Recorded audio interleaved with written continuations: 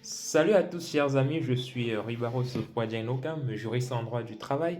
Alors, est-ce que la transmission tardive du CDD, du contrat de travail à durée déterminée par l'employeur à son salarié qui vient d'embaucher, est-ce que cette transmission tardive-là peut avoir des conséquences juridiques sur la relation de travail qui est initiée?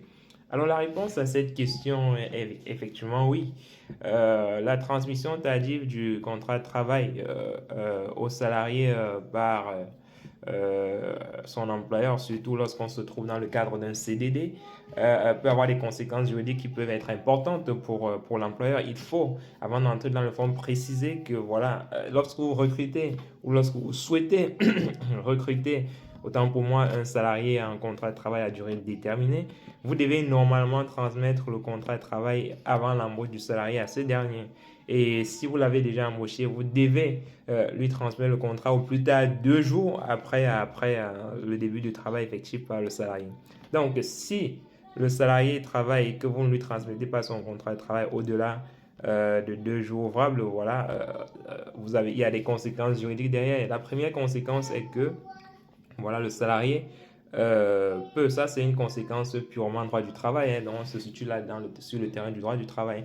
La conséquence de cette transmission tardive sera effectivement l'obligation pour vous de verser au salarié qui est lésé par cette transmission tardive de son contrat de travail. Ça sera de lui verser l'équivalent d'une indemnité qui n'est pas ou qui ne peut pas être inférieure à 1 mois de salaire. Donc ça c'est la première condition, la première conséquence en matière de droit du travail. Donc, vous voyez que ça coûte des sous quand même à l'employeur. Et pourtant, c'est quelque chose qu'il aurait pu éviter s'il avait pris des dispositions ou s'il avait fait la diligence nécessaire pour transmettre au préalable à son salarié avant l'embauche le contrat de travail qui est pourtant la loi des parties, qui est ce document-là qui retrace en quelque sorte les modalités de la relation de travail qui va débuter entre les différentes parties au contrat de travail. Voilà, ça c'est la première conséquence. La deuxième conséquence derrière, elle est sur le plan pénal. Donc sur le plan pénal, l'employeur qui transmet tardivement, qui transmet au-delà des 48 heures, pardon, au-delà des 48 heures, le contrat de travail tel que prévu par le Code du travail, l'employeur peut effectivement peut être condamné sur le plan pénal à verser une amende de près de 3 750 euros. Vous voyez que c'est quelque chose d'énorme aussi en termes de coûts financiers.